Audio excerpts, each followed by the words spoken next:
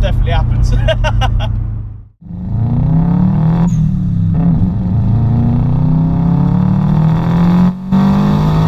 Right, what's up guys? So today you join me from the driver's seat of a 1996 UK spec Subaru Impreza, running around 260 brake horsepower, and I wanted to grab this before we mapped it because I was really interested in what has already been done to the car from the previous one that I've already done.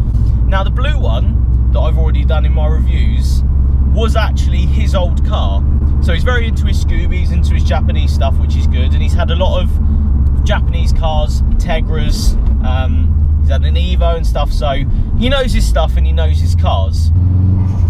Oh, it makes a good noise. Now this one has the upgraded TD05 turbo instead of the standard TD04 that you get on the UK spec ones. Now this has actually got a chipped ECU in it by Pro VA. It's a Z4 ECU, I think I got that right, and basically it's been thrown in, but the map sensor hasn't actually been changed yet, so obviously he's got injectors and he's got everything to make it, you know, over 300 brake horsepower, but unfortunately the previous owner has put the ECU in but not put that bit in, so it doesn't really want to work above sort of the PSI he's running on the turbo at the moment. Obviously after mapping and after the map sensor has been put in, he'll be able to run around 300 to 320 depending on, you know, maps and what dyno runs they can pull out.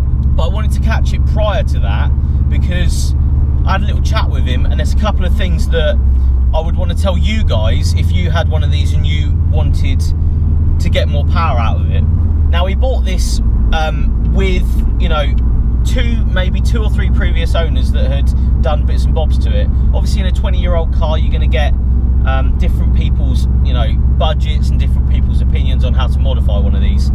It's had the money spent on it by a previous owner, you know, they've done stuff right, but then someone's come along, they've put eBay headers on it and an eBay fuel pump on it, so the eBay headers didn't really make the sound of a Scooby, they made a sound of sort of a Civic, if I'm honest. Not that that's a bad thing, but you know, a Scooby wants to be thundering, it wants to be, you know, do, you want that sound out of it. The fuel pump, well, he experienced that when it was, you know, under quarter of a tank, when you'd hard corner, so when you'd go around a corner with a bit, you know, more force, the car would lose power and it would lose fueling. So he's not very fond of the eBay fuel pump, so he put a Walbra 255 fuel pump in it.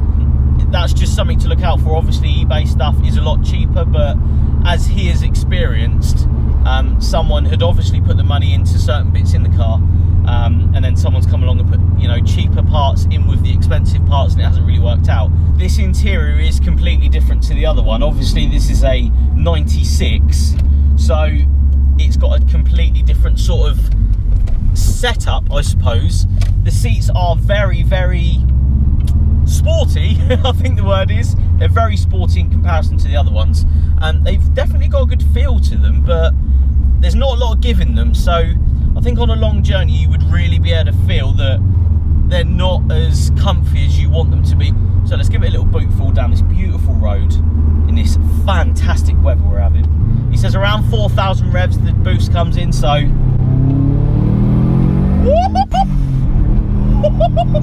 yeah, oh yeah, that definitely happens.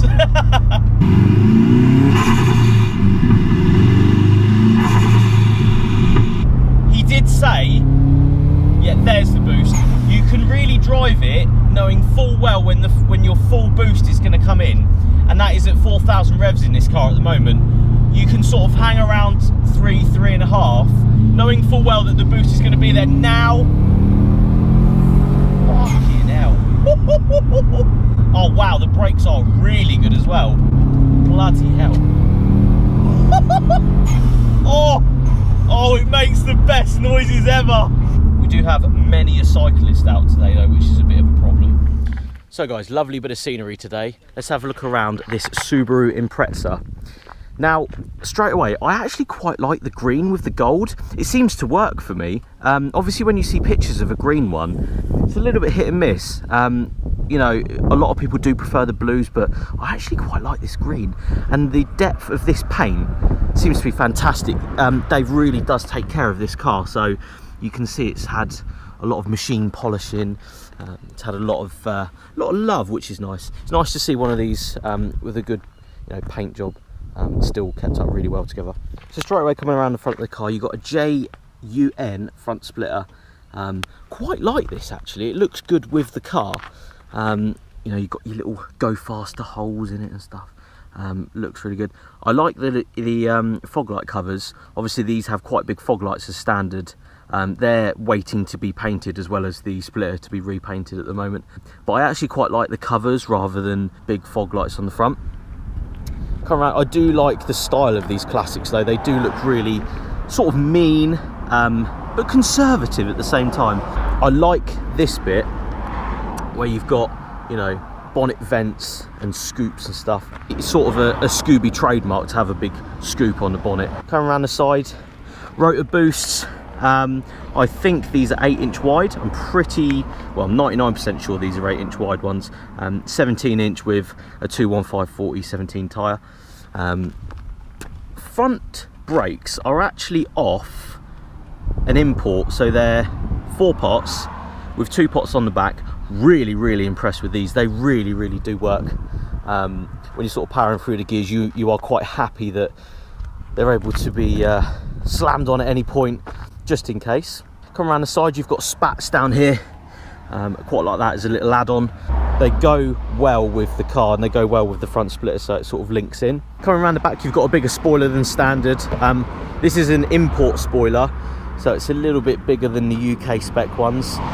Looks the part though. I think, you know, Scooby should have big spoilers on them, in my opinion. Although I'm a fan of, you know, spoilerless Subarus, low dish, which I shouldn't really be a fan of. I think it just looks right. It looks right with the car. Got little spats on the back as well. Sort of go with the flow of the side and the front. Nice big exhaust sat on the back of her. It's just a Scooby trademark. Everything should be sort of, you know, a bit leery and a little bit bigger. And yes, you can definitely get your fist in that one, which is pretty good. That's the car throttle gauge to see how good the car is. I can fist the exhaust. Come around the side, I am so impressed with how clean this car is though. It's a really good, genuinely looked after version of this sort of classic car. So let's have a little quick look inside. Now this one has got, obviously being a 96, a completely different interior to the 2000 that I've already done. The seats, as I've already said, are a little bit more sporty, I think the word is. They're not as forgiving, they're not as comfortable at all.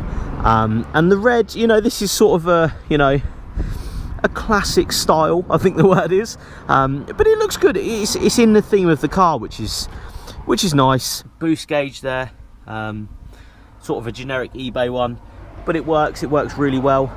You've got a Pexi turbo timer down there, Pioneer doubled in stereo. This short shifter with sort of a, you know, the boot on it. I really like this bit. It feels racy, especially with, you know, a car like this. You want that bit to feel good, and it feels really nice to drive. Sort of quite a nice distance from the steering wheel as well. I think overall, what a clean example, and it's just so much fun to drive, and I think it looks the part, you know. I think this is how Scooby should look. Do you know what I love about this car the most? The short shifter. It feels so nice to just bang through the gears, and the clutch isn't too heavy as well, so you wouldn't really be that worried about driving this as a daily either.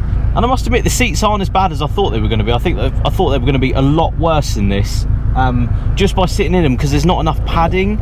I think that's what it is. But after driving it, you know, and using the car, they actually feel quite good. Very supportive, which is exactly what you want. That's a nice M3. The suspension as well isn't too bad. It's not too rough. It's on STI shocks with Tyne springs, and they feel good. They feel right with the car. But the power, oh, it's just so good. You know when you got it so right, when you're just cresting on about 3,000 RPM, you come onto 4 grand and it just fucks off down the road.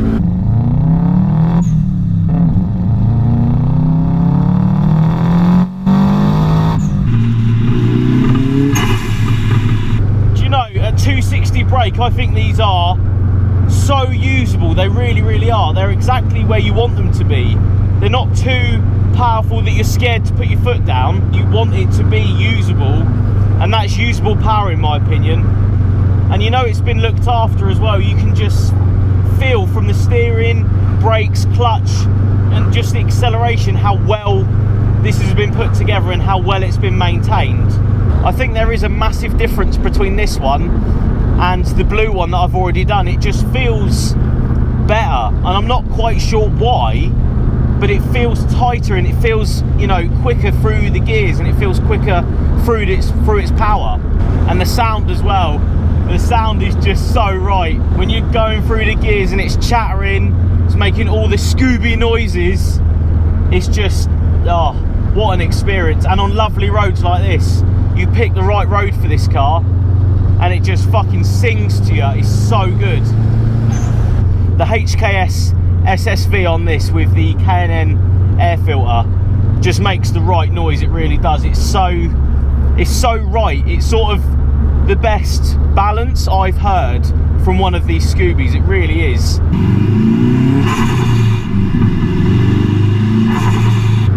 And the handling, it's just so right.